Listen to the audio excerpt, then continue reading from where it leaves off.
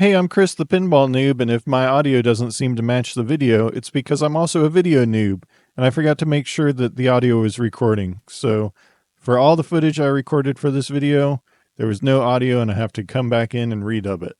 So I think at this point I was rambling about all the updates I made to my Lethal Weapon 3 and how good it looks, but there was one thing I still didn't like, and that was the ugly sidewalls. So anyway, this video is about installing mirror blades.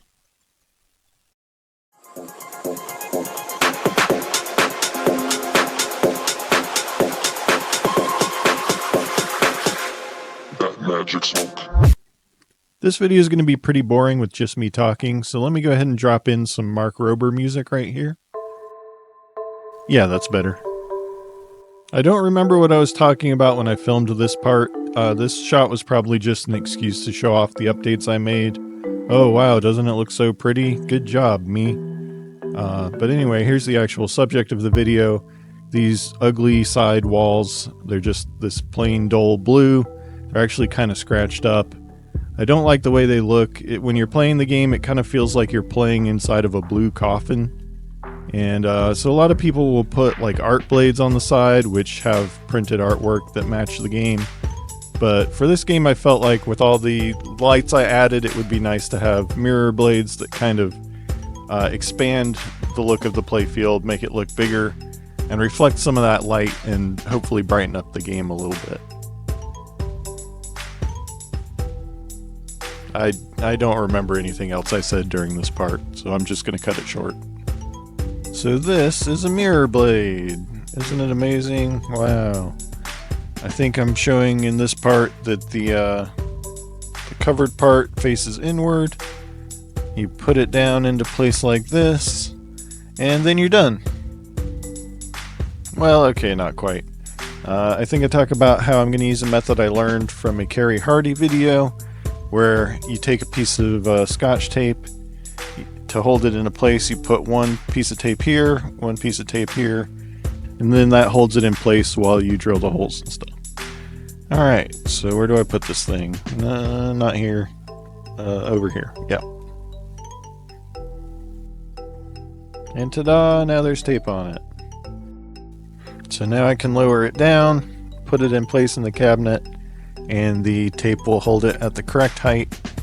You want the top edge of the mirror blade to line up with the bottom edge of the trough that holds the glass in place. And so you just wrap one end of the tape over. You kind of position the other side of the blade where you want it to go. Make sure it lines up with that edge. And boom, tape in place.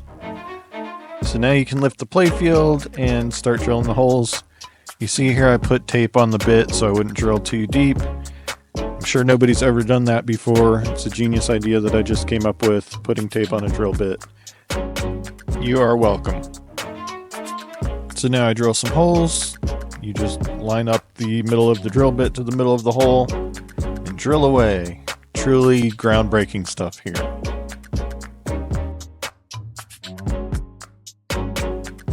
Then I do the same thing on the other side.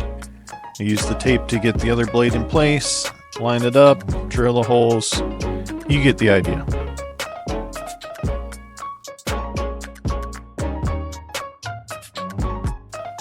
With the holes drilled, it's just a matter of putting in the screws. Pretty straightforward here. I was a little worried because they didn't go fully in flush. I thought the screws would need to go in flush. But I tried it with them sticking out a little bit, and the playfield still goes up and down just fine. So I figured that wasn't a big deal. And I left it as is. So with the screws in place, I can start peeling off the protective film. It's a real satisfying feeling, and you can see just how bright and shiny the blade is underneath.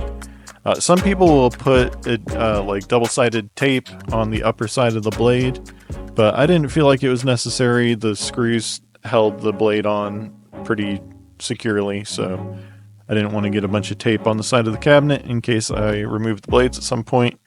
Here you can see I'm putting on a protector over the blade that I just peeled off, so that when I move the playfield around for the other side, it won't get scratched up, like you can see me do right there.